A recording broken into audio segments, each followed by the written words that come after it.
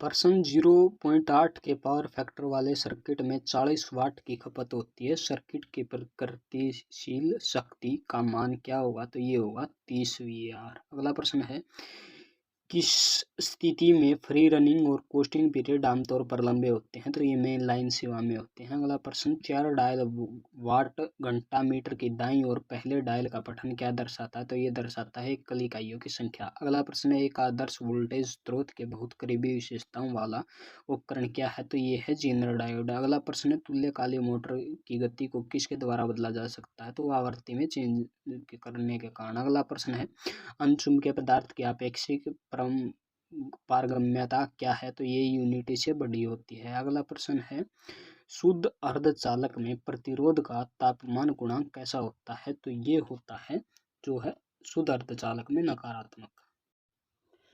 प्रश्न है, single phase energy meter के सीरीज चुंबक में किस प्रकार की कोयल होती है? तो ये होती है कुछ फेरों का मोटा तार होता है। अगला प्रश्न, शुद्ध अर्धचालक में विद्युत धारा किसके कारण प्रभावित होती है? तो ये प्रभावित होती है होल और इलेक्ट्रॉन दोनों के कारण। अगला प्रश्न है, पावर ट्रांसफार्मर में किसके लिए ब्रीथर प्रदान किया जाता है? तो ये हवा के साथ नमी के प्रवेश को रोकने के लिए। अगला प्रश्न है, उपकरण में रेक्टिफायर का प्रयोग किसके उद्देश्य से किया जाता है? तो AC को DC में बदलने के लिए।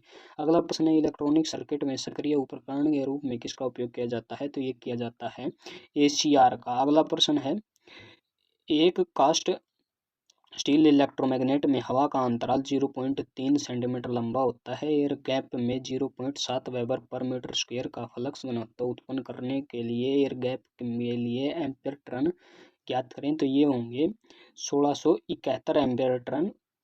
अगला प्रश्न है, 15 मिनट रेटेड मोटर किसके लिए उपयुक्त है? तो ये है लाइट ड्यूटी क्रेन, मध्यम कर्तव्य क्रेन और भारी शुल्क क्रेन।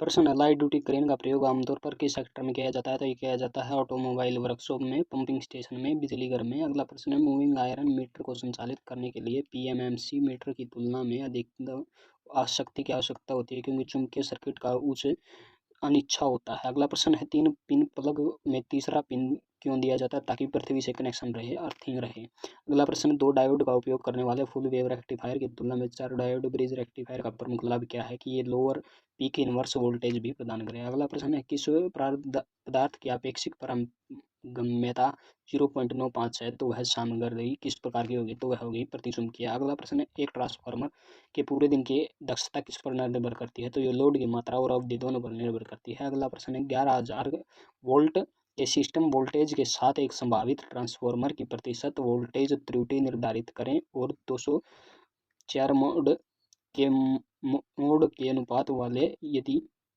माध्यमिक वोल्टेज 98 V है तो 7.35। प्रश्न है, RCL श्रेणी परिपथ के अनुनाद के दौरान प्रतिबाधा क्या होगी? तो ये होगी न्यूनतम। अगला प्रश्न, चुंबकीय क्षेत्र में कंडक्टरों की गति किस वोल्टेज स्रोत में वोल्टेज उत्पन्न करने के लिए उपयोग की जाती है? तो ये DC जनरेटर में। अगला प्रश्न है, प्रतिरोधकता माप का प्रयोग अक्सर किसके निर्धारित करने के लिए किया जाता है? तो ये किया जाता है बाह्य अर्धचालक की वाहक सांद्रता को।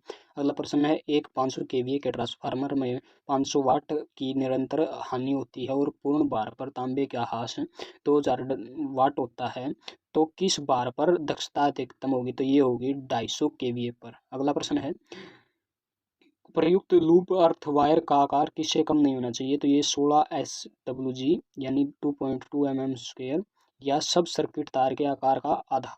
अगला प्रश्न है, एक PMMC प्रकार का वाटमीटर किसे 250 वोल्ट का पूर्ण पैमाना होता है और 400 किलो ओम का आंतरिक प्रतिरोध होता है और 100 किलो ओम के श्रृंखला प्रतिरोध से जुड़ा होता है। वाल्टमीटर की संवेदनशीलता की गणना करें। तो ये होगी 2000 ओम वोल्ट।